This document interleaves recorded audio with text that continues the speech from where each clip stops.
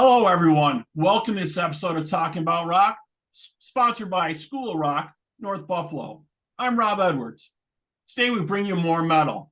Today's guest, born in the California Bay Area during the 80s metal era, they use this fertile musical climate to develop their sound and evoke their electric energy. They released Scratch and Scream, their debut, and then reconfigured the band in 2015 to deliver the follow-up, Rapture and Wrath. Then in 2018, they released As the World Dies. So today we have here to talk about their latest release, Awakening, out September 30th from Massacre Records. Please welcome from Trauma, Kris Gustofson. Kris, how you doing, man? Yeah, I'm doing good, man. Awesome, great to have you on the show, man. So tell us a little bit about the new album, what's been happening to that, and what went into putting that together for you guys. Well, we're really excited about it. We worked really hard on it. We started recording it through the pandemic and everything.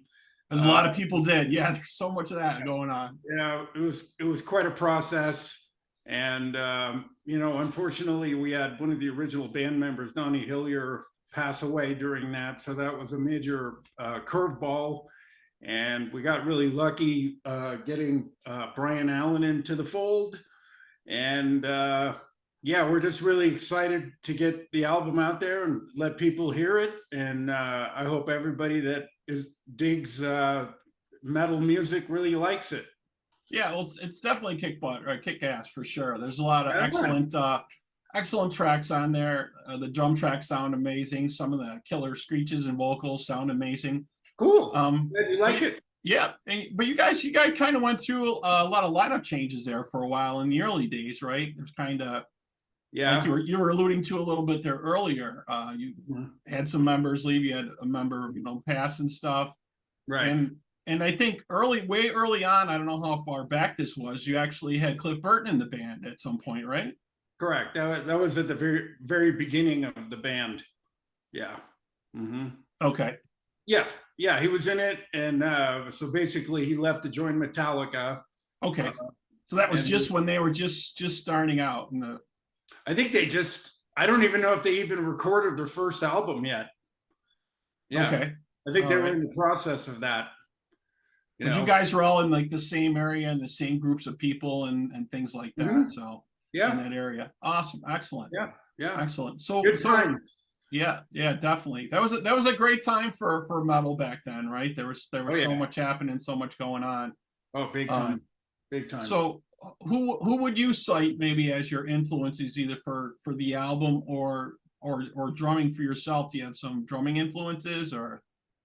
To be honest with you, in the early days, I still listen to a ton of different types of music. There's so many guys that I really like. When I first started playing, I was really into big band drummers, with Buddy Rich, Gene Krupa, Louis Bellson. My dad was a big band drummer as well. Okay, so yeah, that's great. You have that early influence, and those are huge influences for sure. Yeah. I mean, I love that kind of music because it's really powerful. Those big bands, they're really cool stuff, man. And it just kind of morphed into doing this. But there's so many different guys, man. We could be on this interview for quite a while. as far as being influenced for the record, we everybody listens to a bunch of different types of music. Mm-hmm. We just kind of played what we were feeling at the time, to be honest. That's kind of where it all just kind of came from. Gotcha. So that's kind of how do you guys all collaborate during the songwriting process, or kind of how does that work? It'll be one of the guitar players, either Steve Rebello or Joe Frolov, that will come up with an idea of a track, and it'll be like a skeleton or something. Like some riffs or something you'll come up with. Yeah, it'll be some riffs. Steve kind of puts it together a little bit more in detail, and then I get it, and then I usually put drums over the top of it, and then send it off to them with a file. And as soon as we have 3 or 4 of those together, we go into a place and play it live, and then refine it even more, and then and as soon as we think we have something good, we'll do a pre-production tape, and then everybody will sit with that for a while, and then we'll get ready to go do it for real. Once we feel it's really strong. So it's quite a process. Right. So you said this was like during the pandemic. So were you guys able to get together, or were you like sending tracks back and forth? Because I know a lot of people were doing that, right? They didn't even go out. They just like, I'll send you the track and you add yours and then send it back, kind of thing. Yeah, I mean, it was right around April of 2020 when everything hit the fan. Right. And everybody was scared to go into a room together because COVID was just you see all these people dying from it. And I know it just shocked the world, right? Nobody was sure. Yeah, nobody was sure what was going to happen or what to really do. It was just like, stay at home and get your stuff delivered or whatever. Yeah, right? Exactly. Crazy. It was just horrible times, man. So yeah, we didn't really get together. We would just send files to each other and kind of hope for the best. I mean, it was kind of a crappy way to do it, but at least it was a way to do it. At least. Right. So you demoed everything out, and then did you finally get together in a studio and do a mix, or did you just mix? Yeah, for the most part, we ended up recording some pre-production tape, recordings and stuff. I wouldn't say tapes, but pre-production stuff, so everybody could listen to it. And then pretty much we just went into the studio and did it for real. Nice. So yeah, I really like the tracks, and the one track I really like is Death of the Angel. So you guys put together a video for that. We're going to take a look at in a minute here. Can you tell us a little bit about the video, maybe, or a little bit about that track? Well, that was a song that Steve Rebello came up with that track because him and his wife, evidently they love watching serial killer TV shows. And there was something about Ted Bundy that got him thinking, and that's how that whole thing came about. I'm not really too sure, but the video was done by a guy named Mike Sloat, and he came up with the concept of that whole thing, which we thought was really cool. Yeah, I definitely think it is really cool. So we're going to take a quick pause here, and we'll be right back. We'll watch the video for Death of an Angel. We'll be right back here on Talking About Rock.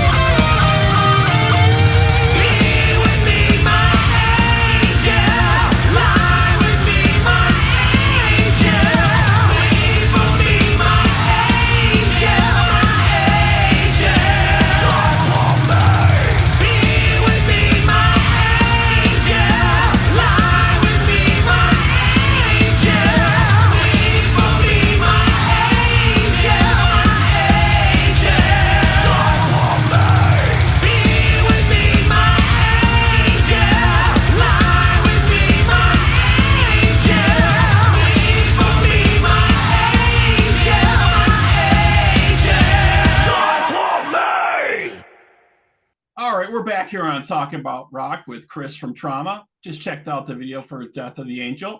Pretty interesting, pretty cool stuff there, definitely, that you guys did with that for sure.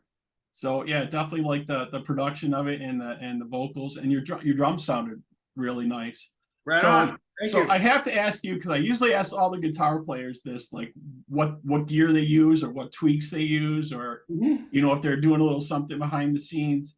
So for your drums, is there something you prefer, or certain drums you don't like, or how do you feel? Yeah. Well, I use you know, I use a Sonar kit that I've had for quite a while now. I just make sure it's got all new drum heads on it when I go in. I might switch some cymbals around a little bit. I primarily use a cast bronze snare drum that I got from a guy in England. You know, it's pretty much you know, straight ahead. I've got, you know, there's really no tricks to it. Just go in there and play your ass off.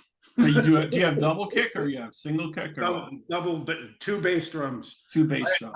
I use the double pedal once in a while, but I prefer using two separate bass drums. Yeah, I've talked to a couple different drummers, and they prefer the same thing that you do. Yeah, they kind of just throws them too much when they do. You guys got enough going on. You're doing three different timings. You know, you're trying to do three different timings at once. You know. Yeah. Those pedals to me just don't feel right. I don't know what it is, man. I know a lot of guys use them and they love them, but I prefer hauling around another bass drum. Yeah, right. What the heck? Yeah. Well, yeah, I really like the album Awakening. It's really cool. It's definitely sound has grown from the earlier stuff a lot. Definitely. And this is coming out September 30th from Massacre Records, so it'll be dropping them, so everybody can check it out. Do you guys plan on doing any touring coming up, or is there anything else in the works like that, or any dates? Yeah, we got a couple things that we're talking about right now. A tour in the US and some dates over in Europe. All this will probably happen around the first quarter of 2023. Awesome. So, are you going to be jumping on any of the other tours with other bands? Do you know yet, or is there any possibilities or rumors? Yeah, there's a couple possibilities. I don't really want to name names at the moment. I understand. Yep. No, but we did about a month ago. We did just go and play at the Alcatraz Festival in Belgium. Oh, very nice. Yeah. So I hope you keep us in the loop on that, and when plans do get you know, firmed up and stuff, and you know, absolutely, let us know here at Talking About Rock so we can follow and see what's going on.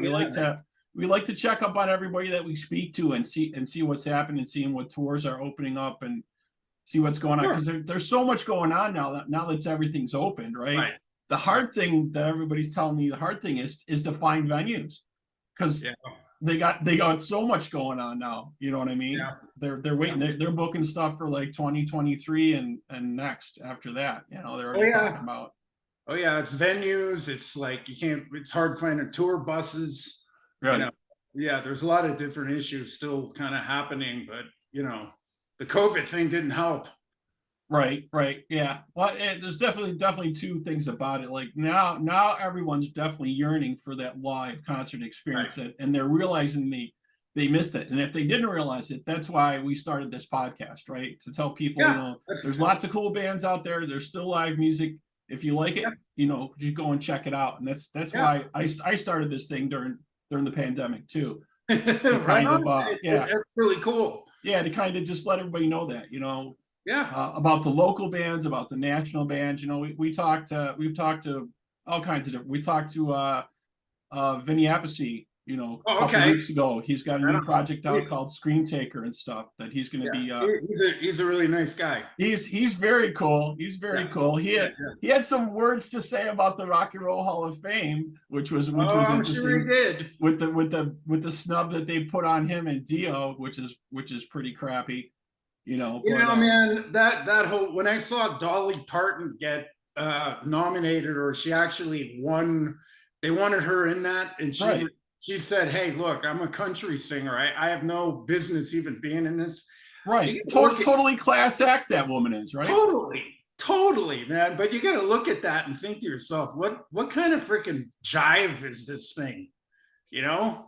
I know. I don't It's know, just man. it's just so utterly ridiculous. I've been there twice because I there don't is know. a lot of cool stuff to see from old eras, right? Yeah. They got cool Beatles stuff, they got cool Stone stuff, they got Jimi Hendrix stuff. I mean, that's the stuff you should have. But you got this little tiny case of hard rock and heavy metal stuff, and you got this little 3 inches of like Ronnie James Dio stuff in there. Oh my God. You know, and it's just like Yeah. it's ridiculous. You know, it's Yeah. getting crazy. I've never been there, but I heard they have some tiny little display for like Led Zeppelin. Even. Yeah, another huge giant influence. Yeah. Right. Yeah. They should have like a whole wall just for them. They should have a whole floor. Yeah. Well, they could definitely have a whole floor for sure. I know, definitely. Well, it took like I don't know what to get Judas Priest in this year. Oh, I know. You know, and they just snuck in because like I was voting every day and pushing everybody every day. I'm like, what do you mean they're not going to be in? You're going to put Dolly Parton in? You're not going to put Judas Priest in? Come on. Yeah, I don't get it. I don't know, man. But you know, I hope Vinny in the Dio camp were able to work it out. You know, I mean, yeah, definitely. I really hope so. And you know, his brother Carmine, same thing. And he's got exactly. so much you know, that's gone on with him, and he's developed so much through the years with Vanilla Fudge and Rod Stewart and all these other acts and stuff. It's just it's funny how some of these real big names they just I guess they don't even bother, you know. Yeah, it just doesn't even register. And I don't get it. And I talk to a lot of fans about all this stuff too. Yeah. And I've been talking to people, you know, all week about Vinny and stuff, and they're all like shocked. They're like, "You're kidding me? He's not in there?" I'm like, "Yeah." They're like, Dio's not in there? I'm like, "Yeah." No, it doesn't make any sense, man. Unless the people that run it are like, you know, no snub on them, but they must be, you know, of an age group that they don't know who these people were. Yeah. I think they're just catering to the largest denominator of folks. If they have a wider demographic of people that like this, okay, yeah, let's do that. But it almost makes you think, well, there should be like a metal and rock hall, and it should be separate from you guys, and you go do your crazy stuff, and you put in rappers and you put in all these other people that are artists. Fine, you put them in your one, but they're not rock and they're not metal and they're not country singer Dolly Parton, you know. Exactly. Yeah. I don't know. Crazy stuff. I don't get it either, man. But awesome, man. You know, so back to your album. So Awakening, September 30th, out from Massacre Records. We hope to see you guys out there on tour. Definitely coming soon. Kris, it's been great to speak to you tonight. Really appreciate it. Man. Excellent. So if folks want to know more about you, where should they check you out? Should they check it out on Facebook? Check our website out, you know, traumametal.com, and all the links to everything are right there. Excellent. Yeah. Well, wish you the best, man. Thank you so much. And if you folks out there have comments or questions for us, please feel free to email us at talkingaboutrock@gmail.com. Like us and follow us on Facebook, Instagram, and Twitter. And for this interview, the video will be on YouTube, and the audio will be on all the streaming services coming very soon. Awesome. Kris, again, man, thank you for being with us tonight. Thanks, brother. Have a good one.